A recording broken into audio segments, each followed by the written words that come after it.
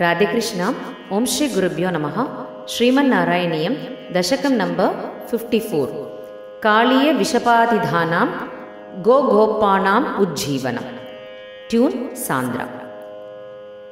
त्वत्सेवोत्कसौपरिर्नाम पूर्वं कालिन्द्यन्त द्वादशाब्दं तपस्यन् मीनव्राते स्नेहवान् भोगलोले ताक्ष्यं साक्षात् ऐक्षदाग्रे कदाचित् त्वद्वाहं तं सक्षुधं दृक्षसूनं मीनं कञ्चित् जक्षतं लक्षयन् सः तप्तश्चित्ते शप्तवानत्र चेत्त्वं जन्तून् भोक्ता जीवितं चापि मोक्ता तस्मिन् काले कालियः क्ष्वेलदर्भात् सर्पारातेः कल्पितं भागमश्नन् तेन क्रोधात् त्वत्पदाम्बोजबाजा पक्षक्षिप्तस्तत्तुरापं पयोगात् घोरे तस्मिन् सूरजानीरवासे तीरे वृक्षाः विक्षताः क्ष्वेलवेगात् पक्षिव्रातः पेदुरप्रेपदन्तः कारुण्यार्द्रं त्वन्मनस्तेन जातं काले तस्मिन् एकदासीरपाणिं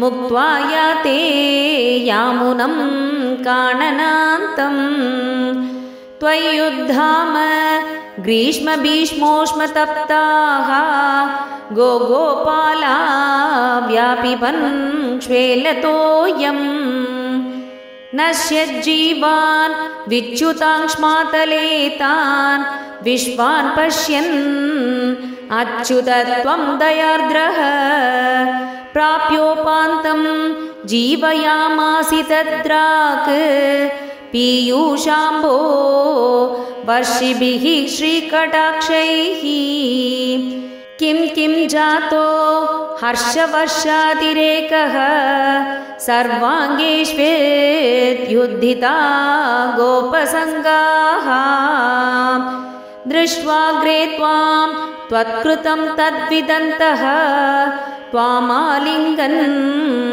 दृष्टनानाप्रभावाः गावश्चैवं लब्धजीवाः क्षणेन स्फीतानन्दास्त्वां च दृष्ट्वा पुरस्तात् त्रागाववृस् सर्वतो हर्षबाष्पं व्यामुञ्चन्त्यो मन्दमुद्यन्निनादाः रोमाञ्चोऽयं सर्वतो न शरीरे भूयस्यन्तः काचिदानन्दमूर्छा आश्चर्योऽयं क्ष्वेलवेगो मुकुन्देति उक्तो गोपैर्नन्दितो वन्दितो भूः एवं भक्तान् मुक्तजीवानपि त्वं मुक्तापाङ्गैर्हस्तरोगां स्तनोषि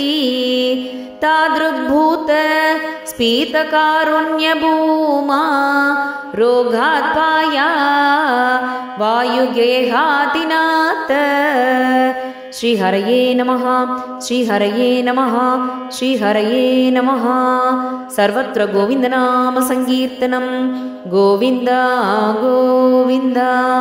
राधे कृष्ण।